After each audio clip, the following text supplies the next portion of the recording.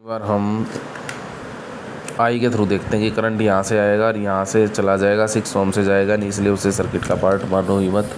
ठीक है, उसका कोई रोल नहीं है।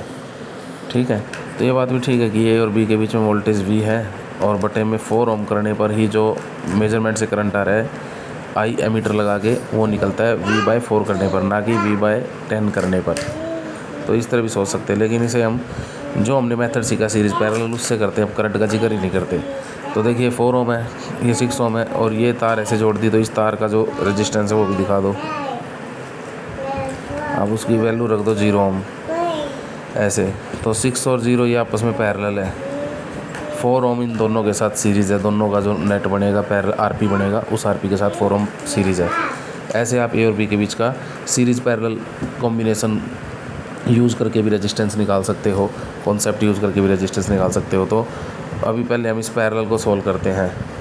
ठीक है, क्योंकि हमें पता है सीरीज़ की डेफिनेशन है, जो करंट 4 ओम से है वही जो का त्यों करंट अगले में से अगर जाएगा तो वो इसके साथ 4 ओम के साथ सीरीज़ में होगा। लेकिन हमें पता है 4 ओम से आने वाला करंट यहाँ भी जाएगा, कुछ I1 और यहाँ I2, दो रास्ते दिखते ही करंट बढ़ जाएगा। ठीक है, चाहे ना भी बटे, लेकिन हमें दिखा मानना है कि बट गया, हम I1 I2 नाम रख देंगे और करंट बढ़ गया। तो अब इससे आने वाला करंट ना 6 से गया ना नीचे वाले से गया, जो का त्यों। तो जो का त्यों करंट नहीं गया, तो ये दोनों ही सीरीज़ नहीं है इसके साथ, इनमें से कोई सा भी सीरीज़ नहीं है। लेकिन दोनों मिल जाए, I1 I2 जुड़ जाए तो वही का वही करंट बन जाएगा, सेम जो पीछे से आया है। तो हाँ, इन दोनों का जो इफ़ेक्टिव है पैरेलल कॉम्बिनेशन है वो 4 ओम के साथ सीरीज़ में होगा। ठीक है, क्योंकि वो फॉलो कर रहा है कि सीरीज़ कॉम्बिनेशन में वही करंट पास होता है, जो एक रेजिस्टेंस से गुजरा वही का वही जो का त्यो करंट दूसरे रेजिस्टेंस से गुजरना चाहिए।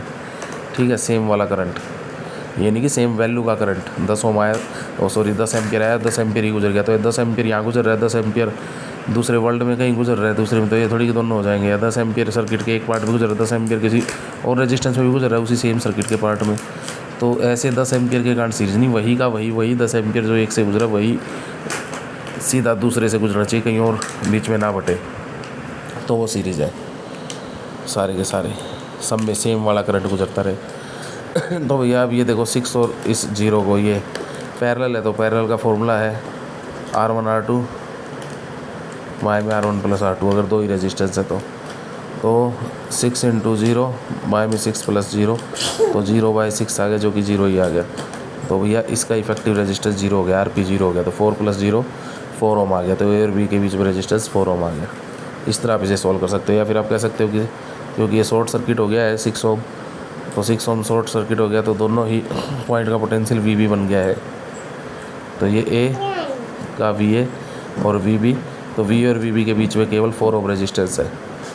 ठीक है, जो 6 ओम है वो तो VB और VB के बीच में है, वो V और VB के बीच में नहीं है। ठीक है, तो 6 ओम के तो दोनों हाथों का पोटेंशियल VB है, तो 6 ओम ए और बी के बीच में ना होके बी से ही दोनों हाथ जोड़ दिए, उसके एक ही पॉइंट से बी से ही 6 ओम के दोनों हाथ जोड़ दिए, ऐसा काम हो जाएगा। तो पोटेंशियल डिफरेंस होगा ही नहीं, तो करंट फ्लो इसमें से करेगा ही नहीं। ठीक है, तो रेजिस्टेंस में से करंट फ्लो कराने के लिए पोटेंशियल डिफरेंस का होना ज़रूरी है, मस्ट है।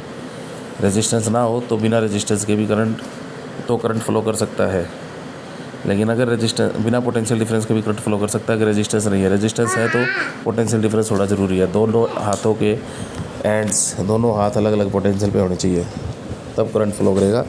अगर रेजिस्टेंस है तो दो अलग अलग पोटेंशियल पे जोड़ने पड़ेंगे दो हाथ, और अगर रेजिस्टेंस नहीं है तो बेशक पोटेंशियल डिफरेंस नहीं है तो भी करंट हो सकता है।